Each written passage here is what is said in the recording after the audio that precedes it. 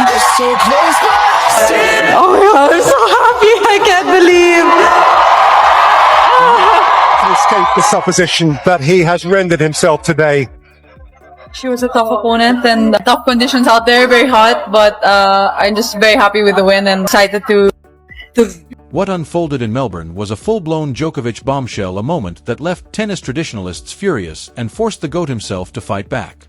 Welcome to Cortiva Tennis, your front row seat to the most explosive and game-changing stories in the sport. This isn't just about one match, one player, or one chaotic afternoon at Melbourne Park. It's about a seismic shift happening in real time, the day tennis stood at a crossroads between its rigid past and its electric future, and the greatest player of all time, Novak Djokovic, chose a side. You've heard the whispers and seen the viral clips.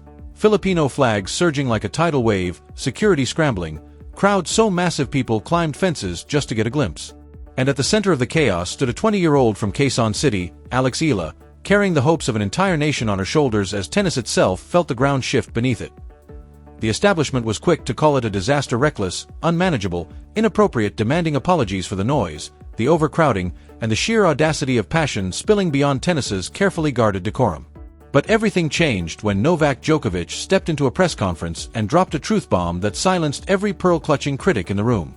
With cameras rolling, the 24-time Grand Slam champion didn't condemn the chaos, he celebrated it, staring straight into the lens of tradition and declaring, "This isn't a problem. This is exactly what we need." What followed has split the tennis world in two.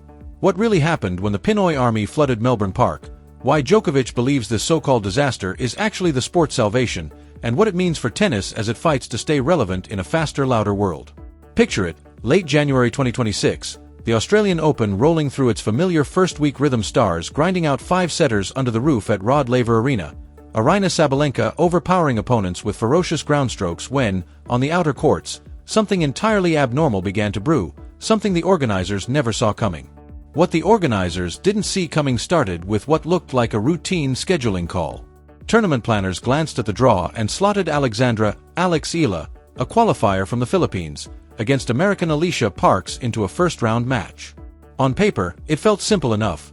Parks had Grand Slam experience, Eala was ranked outside the spotlight, so Court 6, one of the smaller outer courts with roughly 1,500 seats, seemed perfectly reasonable. It was anything but. What the schedulers failed to account for was the Pinoy spirit, the force of a nation of 115 million people who treat their athletes like family, who shut down cities for their heroes, and who will move mountains to support one of their own on the world stage. Hours before the match, thousands began flooding Melbourne Park, queues forming at dawn and snaking through the grounds like a living organism, past Garden Square and into every available pathway, clogging entrances and creating chaos. Veteran security staff at the Australian Open said they had never seen anything like it, not for Rafael Nadal, not for Roger Federer, not even for beloved Australian stars. This wasn't just a crowd, it was an invasion, and tennis was about to feel it was unprecedented. Every single seat on Court 6 was claimed within minutes of the gates opening, but the seats were only the beginning.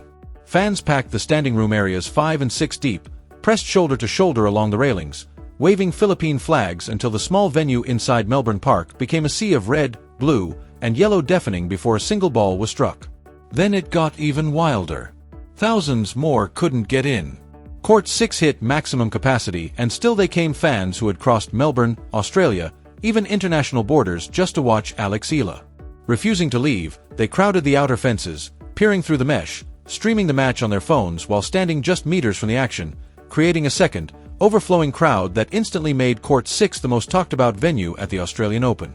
When Eala walked onto the court, she didn't step into a match, she stepped into history. The roar sounded more like a football stadium or a title fight, the sound of a nation announcing itself on the tennis stage. For one glorious set, everything aligned. Feeding off that energy, Eala played fearless, electric tennis, dismantling Alicia Parks 6-0 as commentators scrambled for superlatives. The crowd went nuclear, chants of "Let's go Alex!" echoing across the entire precinct, stopping play on other courts as umpires pleaded for quiet and traditionalists looked on in disbelief. The shushing from parts of the crowd only made the Pinoy army louder. This was their moment, their champion, their time, and the waves of raw, unfiltered support kept crashing over Court 6. Then the momentum shifted. Alicia Parks, the more seasoned competitor, settled in and found her rhythm, while the weight of an entire nation's hopes began to show on the young shoulders of Alex Eala. The second set slipped away, the third became a grind, and despite the thunderous backing, Eala fell short as Parks closed it out in 3 sets. Yet the scoreline almost didn't matter. Eala had generated more buzz, electricity, and genuine passion on a side court at the Australian Open than some top seeds manage in primetime show courts. She turned a routine first-round match into the story of the tournament, proving that star power isn't about rankings, it's about connection and meaning. That's when the backlash hit. Social media erupted, not in celebration but in outrage, as tennis purists and pearl-clutching traditionalists waved etiquette manuals and demanded order. Reporters pressed harder, insisting the chaos was unmanageable until Novak Djokovic delivered the knockout punch. Having too much crowd at this or any tennis tournament is a very good problem to have, he said, silencing the room. He went further, painting the alternative in brutal simplicity. Empty stands, lack of interest, that's the real crisis. Record crowds and ticket sales, Djokovic argued, are a sign of life. With those words, the greatest player of all time didn't just defend the moment, he reframed it as the future. With that, Novak Djokovic completely reframed the conversation, yanking the narrative away from the critics and placing it where it belonged. Empty seats, he made clear, are the real crisis. Passion is the solution. Tennis survives only if people care enough to show up, and if they show up with such intensity that it creates logistical headaches, that isn't a flaw, it's proof of life. But Djokovic wasn't just defending the fans. He was protecting Alex Eala. He acknowledged the unique pressure she carries and subtly shifted the spotlight toward the organizers, suggesting the scheduling itself may have been the real mistake. Put plainly, they underestimated what Eala means to her people and placed her on a court that could never contain the support she commands. This wasn't a failure of the fans, it was a failure of vision. And then came the line Filipino supporters will quote for years. He'd rather see a packed stadium than empty seats. That's a good problem. Game, set, match. Why does this matter more than it seems? Because Djokovic wasn't just weighing in on one match or one crowd. He was speaking as a student of sports business and power, a leader who understands that tennis is standing at a crossroads. The legends who pulled millions of casual fans into the sport, Federer, Nadal, Serena, are gone or fading, and while the new generation is immensely talented, it hasn't captured the global imagination in the same way. Attendance wobbles, TV ratings fluctuate, and the sport is starving for new energy and new markets. Then comes Eala, pulling an entire nation of loud, flag-waving supporters into the tent, packing courts beyond capacity without a top 10 ranking purely on what she represents. This is exactly what tennis has been searching for. A new market, a fan base that treats the sport like a religion, and a player capable of transcending results to become a cultural force. Djokovic sees it clearly. The Philippines, with 115 million people and a global diaspora, isn't a problem to manage. It's the future knocking on tennis's door, sees fans spread across Australia, America, and Europe, millions hungry for heroes who look like them, who carry their flag, and who make them proud.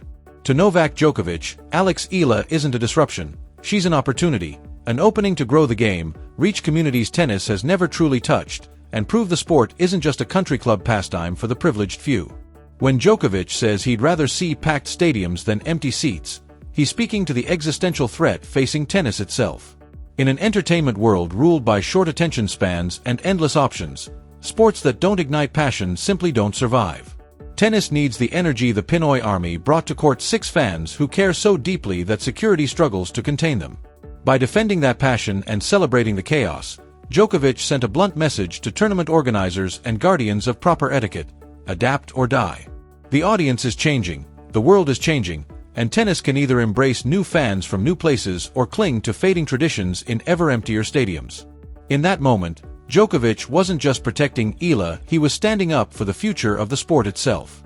When Nick Kyrgios creates absolute mayhem, it's called atmosphere. When crowds chant, scream, and turn matches at the Australian Open into full-blown parties, commentators grin and praise the tournament's unique energy. When French fans at Roland Garros boo opponents and create hostile cauldrons, it's labeled passion and home court advantage, just part of the experience. When American crowds at the US Open get rowdy, cheer double faults, and make noise that would put court 6 to shame, it's celebrated as New York electricity. But when Filipino fans arrive with flags, drums, and unfiltered enthusiasm for their champion, suddenly it's chaos, a lack of etiquette, something that needs to be controlled. The pattern doesn't need to be spoken to be obvious. When predominantly white Western crowds get loud, it's tradition. When brown crowds from Southeast Asia do the same, it's treated as a problem. Novak Djokovic, intentionally or not, called out that double standard by refusing to frame this passion as inappropriate, normalizing Filipino fans the same way the sport accepts loud Australians, fiery French crowds, and boisterous Americans. That matters because tennis has long had cultural and economic barriers that quietly police who belongs and how they're allowed to show support. And at the center of it all is Alex Eala, just 20 years old, raised in Quezon City, from a country with little tennis infrastructure, carrying the weight of a nation and exposing how the sport still struggles when new faces and new voices demand to be seen and heard. By every conventional measure, she shouldn't even exist on the professional tour. The odds were stacked impossibly high, yet belief and sacrifice changed everything. Alex Eala's family made the extraordinary decision to send her to Spain, to the Rafa Nadal Academy, one of the most elite training centers in the world. As a teenager, she lived thousands of miles from home, training alongside the children of wealthy European families, fighting not just to sharpen her game but to prove she belonged in that rarefied world. And she delivered. She captured the US Open Junior Championship, won multiple international medals for the Philippines, and clawed her way up the professional rankings into the top 50. Every step was earned through grit, resilience, and undeniable talent. What sets Eala apart from other prodigies is the weight she carries. She isn't playing just for herself, she's carrying the hopes of 115 million people. She is the first Filipino player, male or female, to reach this level, with no blueprint and no legend before her to light the way. Each time she steps onto the court, she isn't simply competing. She's making history, proving Filipinos belong at the highest levels of global sport and opening doors for every kid who picks up a racket and dares to dream. That is an impossible burden for a 20-year-old, and we saw the toll of it in that match against Alicia Parks. Not a failure, but a glimpse of the immense pressure that comes with carrying a nation. And that match against Alicia Parks, Eala came out on fire in the first set, fueled by the roar of the incredible crowd. But as the match wore on, the weight of expectation became visible. Thousands had traveled to see her live, millions were watching from home, and she carried the responsibility of being the standard-bearer for an entire nation's tennis dreams. At just 20 years old, she's still learning how to shoulder that pressure, how to channel the energy of the fans without being crushed by it. That's precisely why Novak Djokovic's comments matter so profoundly. By defending the chaos, celebrating the passion, and framing it as a good problem, Djokovic gave Eala permission to embrace what makes her unique. He told her the noise, the overwhelming support, and the crowds aren't burdens, they're advantages. He knows what it means to be a pioneer carrying the weight of a nation, and his validation signals to her that she doesn't need to shrink herself or quiet her fanbase to fit into tennis's traditional mold. When the greatest player in history tells you your impact matters, it changes how you walk onto the court. For Eala, having Djokovic in her corner is worth more than any ranking points. And beyond the emotional and cultural impact, there's a business case for the chaos. Tennis is competing for attention in an entertainment landscape dominated by the NFL, NBA, Premier League, esports, streaming platforms, and endless other options for leisure and entertainment dollars. The sport cannot afford to turn away fans, especially ones who show up with unmatched energy, passion, and loyalty. Eala's ability to draw such crowds isn't just a feel-good story, it's the kind of engagement that the business of tennis desperately needs to survive and thrive. Tennis cannot afford to turn away passionate fans just because they don't fit some outdated idea of proper behavior. Every Grand Slam wants to grow, the Australian Open included, and that growth depends on expanding fan bases into new markets. Asia has long been eyed as a potential hotspot, with mixed results in China, modest engagement in Japan, and cricket dominating India. Southeast Asia, however, has remained largely untapped, and the Philippines represents a golden opportunity. A sports-passionate country with a proven ability to elevate athletes into national heroes, a massive diaspora willing to travel and spend, and a young population eager for global stars they can relate to. Alex Eala is the key that unlocks that market. Every time she plays, she generates eyeballs, ticket sales, merchandise opportunities, and sponsorship interest. The chaos at Court 6 wasn't a disaster, it was proof of concept, evidence that Filipino fans will show up, spend, and invest emotionally in tennis. Novak Djokovic understands this perfectly. Overcrowding can be fixed with bigger courts, more security, and improved logistics. What you can't manufacture is passion. Genuine enthusiasm that arrives organically is priceless, and a player like Eala creates it naturally. Empty seats, declining ratings, aging demographics, this is what threatens sports leagues worldwide. Djokovic saw the antidote in Court 6, Young, diverse, passionate fans willing to show up, scream, queue for hours, and make tennis feel alive. By framing it as a good problem, he sent a message to every tournament director. Solve the logistics, but never suppress the energy. Build bigger courts if needed.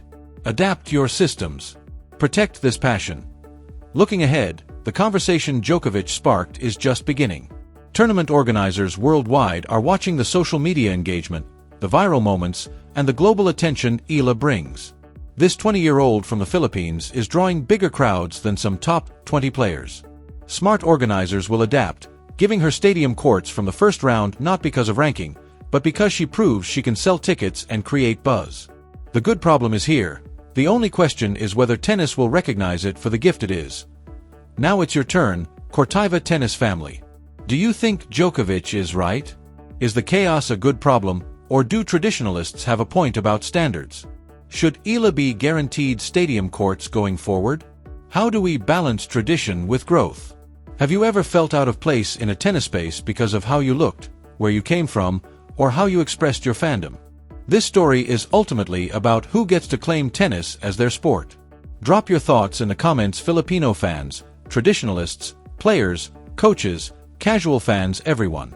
Let's have the conversation tennis needs. If this story fired you up, reminded you why you love this evolving sport, smash that like button, subscribe to Cortaiva Tennis, and hit the notification bell. Share this video with young players dreaming big, fans told they're too loud or too passionate, or anyone who needs to know that the greatest player in history believes they belong here. Keep fighting for space, keep making noise, and keep believing that tennis is for everyone who loves it enough to show up.